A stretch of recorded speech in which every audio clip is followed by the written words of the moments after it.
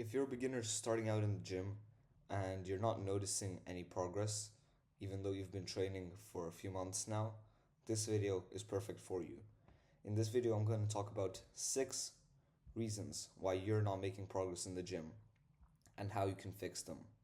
So, stick around till the end because the last one is the most important. So, the first the first reason that you're not making progress in the gym is because you're not eating enough. This refers to both protein and also just calories in general. In order to make progress in the gym, you need to eat a lot of food because that muscle has to come from somewhere. It can't come from thin air. And you need to be in a calorie surplus if you're training to build more muscle. So, the way that you're going to do this, and this is the actionable step for this video, you're going to open a calorie maintenance calculator. Just search that up, calorie maintenance calculator. And what you're going to do is enter your height, your weight, your age, and you should get a pretty accurate estimate for how many calories you need to eat per day. Then you just add 300 to that number, or 500 if you have a faster metabolism, then you should be good. And that's how many calories you should eat every day. Next, you can download MyFitnessPal or any other calorie tracker and track how many calories you eat per day to ensure that you're eating enough calories and enough protein to actually build muscle if it is important to you. So, the second gym mistake killing your gains is not stretching or warming up. This is something trivial and it's something I ignored for the first months and even like years of my journey. But the reason it's important is because if you stretch and warm up, you're gonna have enough strength to lift more weight. And the more weight you lift, the more tension your muscles are gonna feel. And following that, you're gonna build more muscle. Therefore, it's important to stretch, to do dynamic stretches and maybe a dynamic warm up before each training to ensure that you can lift the most weight you possibly can and to ensure that you're at your prime pretty much and you're not just going in with cold muscles and trying to lift weight that your body isn't ready for. So, yeah, the best stretches I recommend is just search up like 5-minute dynamic stretching routine. It's going to be like arm swings, leg circles, just like lunges, basic stuff like that. That's going to get you warm, but isn't going to like too isn't going to stretch out your muscles too much when they're cold. So the third gym mistake killing your gains is ego lifting. Now I get it. Ego lifting feels super nice because you get to think like, oh, I'm lifting more than that guy. I'm lifting more than this guy. And I'm making so much progress. Wow. Life is just so great. But you know deep down that you're half-assing your reps and you could do better form or slower reps. And sure, you'd lift less weight or you'd lift the same weight for less reps.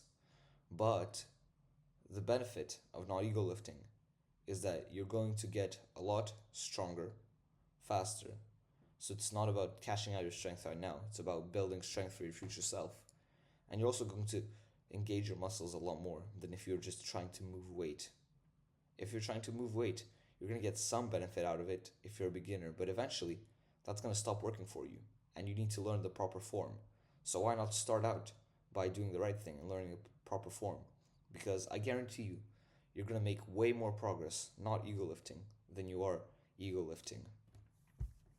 So, the fourth gym mistake killing your gains is wasting time on pointless exercises. An example of this would be ab exercises or like rotator cuff exercise. No, rotator cuff exercise is important. Calf exercises. Basically, what I'm trying to say is there are a few muscle groups that are more important to train for an aesthetic body than others. So let's go through them.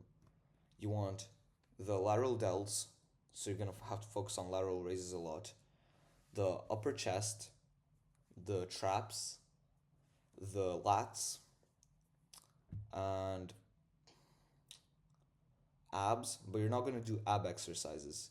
You're just gonna get your abs from um, you're getting your abs from stabilizing during exercises that require a strong core. And I'm gonna make a whole video on that, and also calisthenics, and I'm gonna make a whole video on how you can train your abs properly so that they're visible but also usable and not just um, actually or useful to you and look better as well. So, the fifth gym mistake killing your gains is you don't have enough rest days. Now, this one is very, very important. Rest days are when your muscle grows, and this one is neglected by a lot of people. So many people want to train 6 days a week, want to train 7 days a week, but especially when you're a beginner and you don't need that much.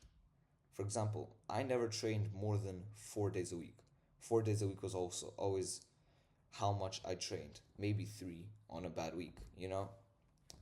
And that has always been enough for me because, especially as a beginner, but even intermediate, if you train harder and you give yourself more time to recover, you're going to make a lot more muscle, which is why I think one of the reasons I made so much muscle is because I actually gave myself time to recover and I didn't overload my body, but I did train hard.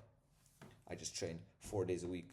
That's why I made so much muscle in just 2 years, you know. So, the sixth and final gym mistake killing your gains that you've been waiting for the whole video is not recording your training. Now, recording your training is very important for progressive overload. But what is progressive overload? Progressive overload is when you can improve some aspect of your training and to make it harder. And therefore, that is how you progress. So imagine 1 week you lifted uh, 60 kilograms for 10 on bench press. Then the next week you lift 60 kilograms for 12. And then you lift 60 kilograms for 11. And then for 11 again. And compare that to when you have a tracker where you're motivated to break a record every time. And you're not going to be lost. You're going to remember, I did this last week, I'm going to do more this week. And it doesn't have to be weight, it can be reps, it can be sets, it can be form.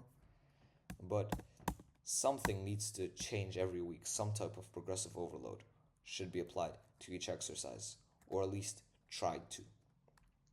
Because obviously we're not going to be always able to lift more weight, hit a new personal record.